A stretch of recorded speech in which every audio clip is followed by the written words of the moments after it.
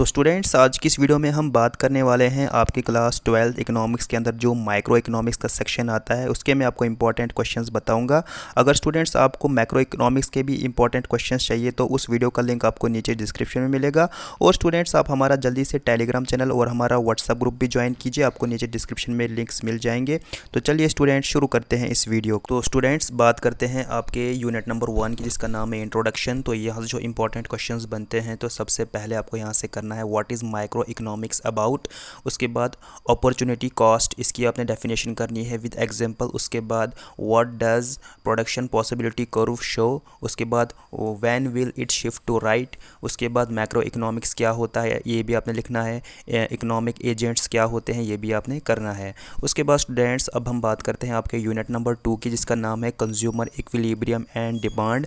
तो यहाँ जो इंपॉर्टेंट क्वेश्चंस बनते हैं तो सबसे पहले आपको यहाँ से करना है यूटिलिटी का मतलब क्या है, टोटल यूटिलिटी का मतलब क्या है, और relationship between total utility and margin utility ये भी आपने करना है। उसके बाद प्राइस इलास्टिसिटी ऑफ डिमांड, इसका मतलब क्या है, what are the factors that determine price elasticity of demand. ठीक है। उसके बाद आपने करना है give geometric presentation of degrees of price elasticity of demand with the help of suitable examples. ठीक है। उसके बाद distinguish between movement along a demand and shift in demand curve. ठीक है। उसके बाद define decrease in demand, what causes decrease in demand, तो ये भी आपने करना है। उसके बाद मार्जिनल यूटिलिटी की आपने डेफिनेशन करनी है, state the law of diminishing marginal utility, ये क्वेश्चन भी आपने करना है।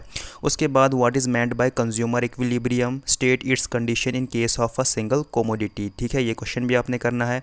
उसके बाद state any 3 factors affecting demand for a commodity by a consumer. ठीक है। उसके बाद आपने करना है distinguish between complementary goods and substitute goods. ठीक है। उसके बाद बजट सेट का मतलब क्या है। उसके बाद a consumer consumes only 2 goods, explain his equilibrium with the help of utility approach. उसके बाद आपने करना है why demand curve slope downwards from left to right. ठीक है। उसके बाद inferior goods and normal goods, इनमें डिफरेंस क्या है ये भी आपने करना है। मार्केट डिमांड की डेफिनेशन आपने करनी है, state the law of demand and assumptions behind it. उसके बाद आपने करना है इंक्रीज इन डिमांड की आपने डेफिनेशन करनी है, what causes increase in demand. ठीक है। उसके बाद आपने करना है price elasticity of demand and total expenditure, इनमें रिलेशनशिप क्या है ये भी आपने बताना है। उसके बाद explain various degrees of price elasticity of demand with the help of diagrams. ठीक है। उसके बाद what is slope of demand for given goods. उसके बाद आपने करना है इलास्टिसिटी ऑफ डिमांड, इसकी आपने डेफिनेशन करनी है, explain any one method of measuring it. तो स्टूडेंट्स अब हम बात करते हैं आपके यूनिट नंबर 3 की जिसका नाम है प्रोड्यूसर बिहेवियर एंड सप्लाई। तो यहाँ जो इंपॉर्टेंट क्वेश्चंस बनते हैं तो सबसे पहले आपको यहाँ से करना है distinguish between extension of supply and increase in supply with the help of diagrams. उसके बाद आपने करना है distinguish between AP and MP using suitable diagram. उसके बाद आपने करना है describe the various types of production cost. उसके बाद explain mutual relationship between average and marginal cost.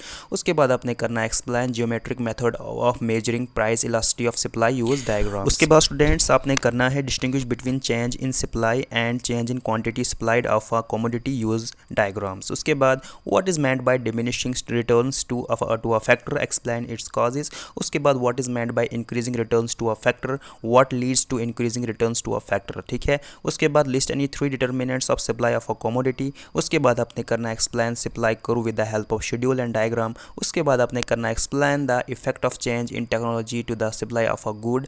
उसके बाद state the concept of contraction and extension of supply with the help of figure. उसके बाद आपने करना explain average cost with the help of schedule and diagram. उसके बाद आपने करना है draw one diagram showing average total cost curve, average variable cost curve and marginal cost curve. ठीक है। उसके बाद आपने करना है define the term revenue, explain the relationship between AR, MR and TR। उसके बाद आपने करना है define the terms gross profits आपने करना है, net profits, normal profits, subnormal losses, इन सभी की आपने डेफिनेशन करनी है। उसके बाद explain the conditions leading to maximization of profits by a producer, use marginal cost and marginal revenue approach. ठीक है। उसके बाद आपने करना है explain different types of elasticity of supply. उसके बाद आपने करना है write down various factors affecting price elasticity of supply. उसके बाद स्टूडेंट्स आपने करना है distinguish between fixed cost and variable cost, give to examples of each. उसके बाद आपने करना है why is short run average cost curve is U shaped. उसके बाद आपने करना है explain the marginal and average revenue curves of a firm under perfect competition and monopoly. Monopoly. उसके बाद आपने करना है explain producers equilibrium with the help of a diagram. उसके बाद आपने करना है explain the concepts of break even point and short down point using a suitable diagram. उसके बाद आपने करना है when does supply become more elastic. उसके बाद आपने करना है फिक्स्ड कॉस्ट, इसकी आपने डेफिनेशन करनी है with the help of table and diagram. उसके बाद आपने करना है वेरिएबल कॉस्ट, इसका आपने कंसेप्ट करना है with the help of table and diagram. उसके बाद आपने करना है explain any 3 determinants of supply of a commodity.